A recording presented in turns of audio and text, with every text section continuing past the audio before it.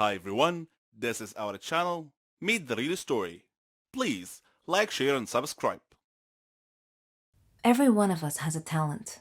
It may be singing beautifully, drawing artistically, writing poetically.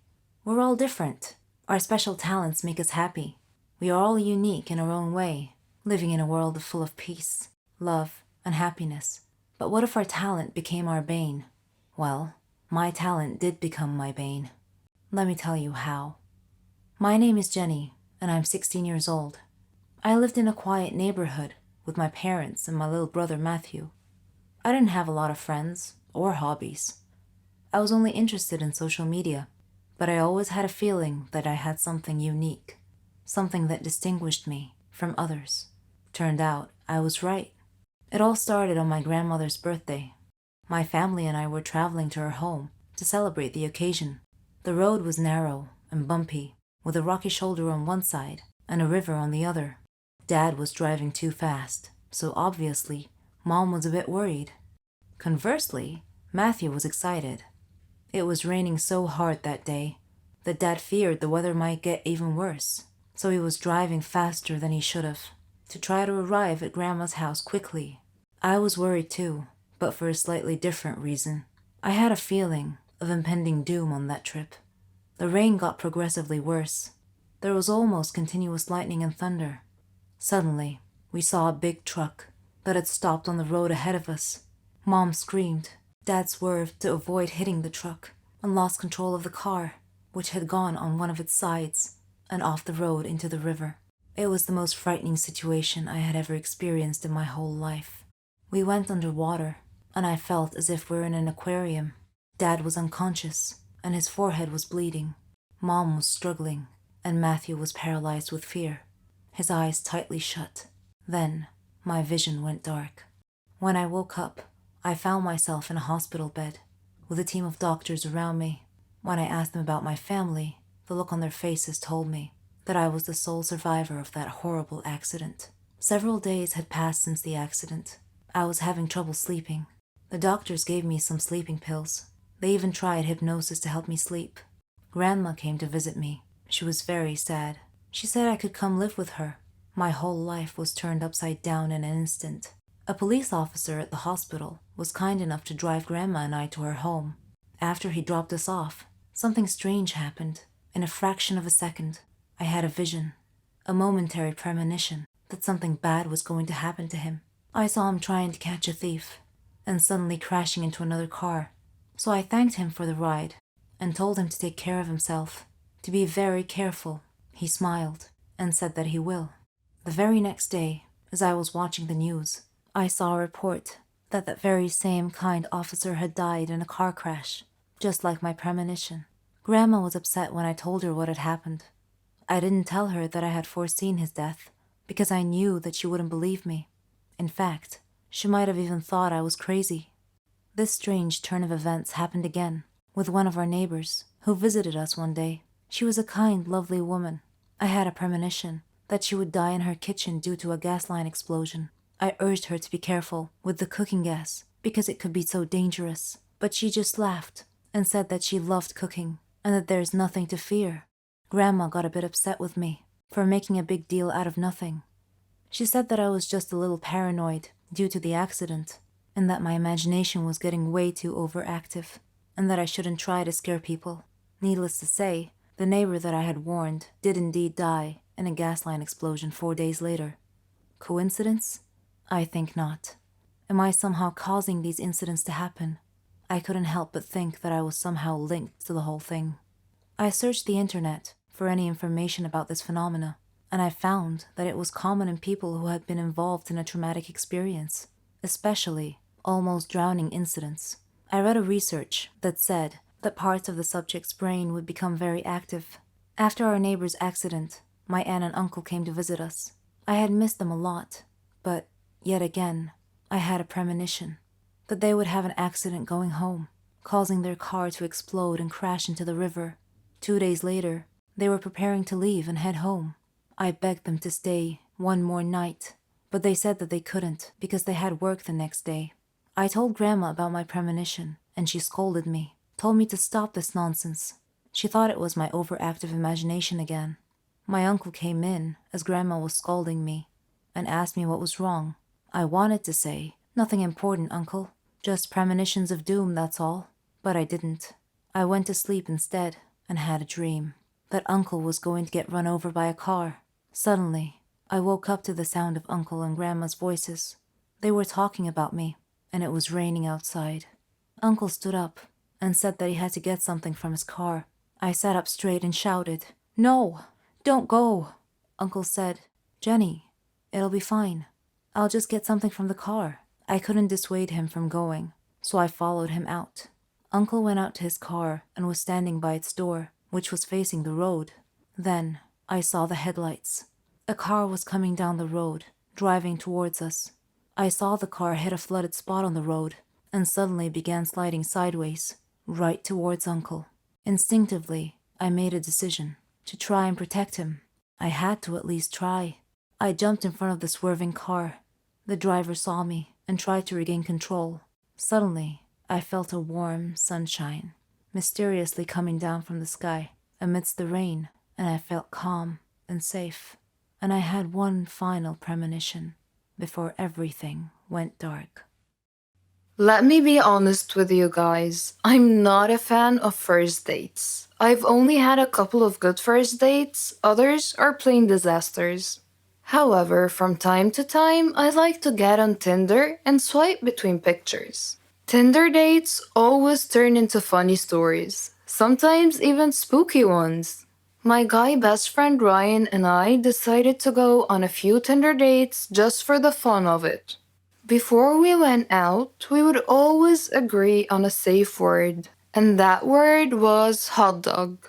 A text saying, "Hey, can you pick up some hot dogs on the way?" Or something along those lines basically meant, "Can you call me and pretend there's an emergency so I can get out of this situation without being rude?" We had a lot of safe words meaning different things, and had an unspoken rule that every time we were on a date, we would let the other person know. I met this guy called Brandon on the application. We had a few good chats and decided to go out for brunch. I called Ryan and I let him know that I'll be having brunch with this Brandon guy. I'm not a supermodel, but I'm a bit too picky when it comes to first date outfits. I dived into my closet and decided to wear a bright pink off-shoulders blouse and a tiny little white skirt. And of course, my signature mermaid hue high heels. Brandon texted me saying he knows of a nice Italian restaurant. Despite the fact that we were going out for brunch, I somehow agreed to Italian. The guy comes to pick me up for our brunch date. He looks nice with lots of black on. He says he needs to make a stop along the way. I couldn't really seem to disagree. I mean, he clearly forgot to buy me flowers. So I say it's fine and he can make a stop along the way. He pulls up to a gravesite and I see people and I'm like, okay, maybe he's picking something up from someone, or maybe he works here and needs to do something. What was really going through my mind though is what the heck is he doing and why is he bringing me to a gravesite on a first date? I just waited in the car, especially since there's mourning people nearby and I'm wearing a bright pink outfit. He gets out of the car and opens up the passenger side door. I tell him something along the lines of, "I don't want to draw attention to myself and I'll just wait here." And he says something along the lines of, "Don't worry, you look great. They will love you." Despite my pink outfit and my high heels, Brandon was very well built. He was very tall and had broad shoulders. One could easily tell that he is into martial arts. So I wasn't very worried about my safety. However, I was really worried about his mental health. I'm not even kidding. I was so very curious about what on earth were we doing there at 10 a.m. on a first date. And who is they, as in, they love you? Okay, so the next part is a bit hard to define whether it was creepy, surreal, or a prank show. It was his mother's funeral. I stood next to a group of weeping people watching as my date's mother was lowered into the ground. Needless to say, it was really, really awkward, especially since he kept trying to hold my hand and nuzzle me for comfort. It's a first date, for God's sake. I waited for the service to be over, as I didn't want to be rude to the grieving people or to the dead woman. And then I texted Ryan, hot dog.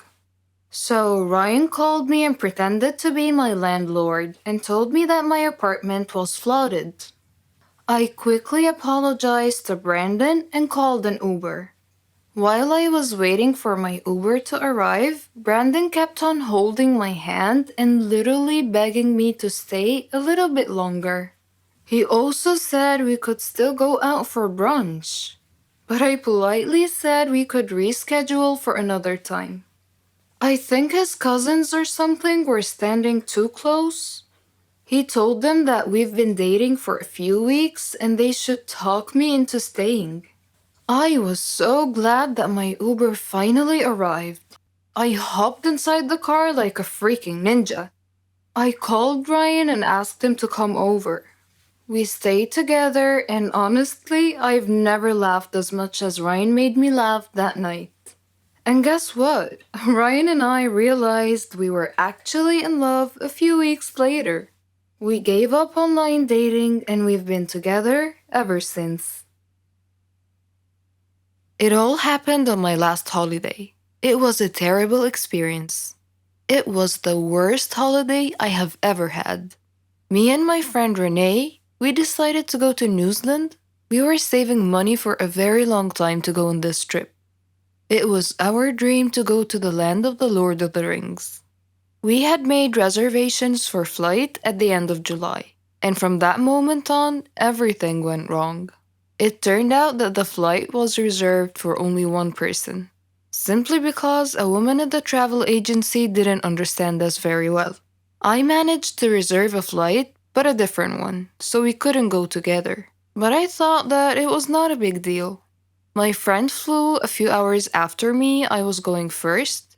When I arrived at the airport, I was very happy because that meant that my holiday has just started and that nothing else could happen. And I was mistaken. When the hour of my flight was coming, I queued up to the custom clearance. My passport was right, and the next thing I had to do was to go through the metal detector. When I was passing through, it started to beep. I was so scared. I was taken aside immediately, and I felt like a thief. It was terrible. The custom officer had taken me to another room and she told me to undress. I tried to explain that I had a belly ring and maybe it was the cause of the beeping, but she didn't want to listen. I had to undress. They took my clothes somewhere else and I was standing alone in the middle of the room. I was shocked and stressed. The woman came back after about 5 minutes, which seemed to be ages for me. She gave me back my clothes, but I was not allowed to put them on. She checked me one more time with a small metal detector, which was obviously beeping in front of my belly ring. Of course, the custom officials went through all of my things, but they didn't find anything. I was late for my flight, so I had to wait for another one. My friend was supposed to meet me at the airport, and it was me who should be waiting for her. She was terrified that I was not there, but fortunately she decided to wait. After that horrible flight, we met at the airport and we went to our hostel. It turned out that we expected something different, but it was not that bad, and we were too tired to look for something else. New Zealand is the most beautiful country I have ever seen, and we loved everything about it. The people, their customs, their food, basically everything, and the entire environment. We spent 3 weeks there.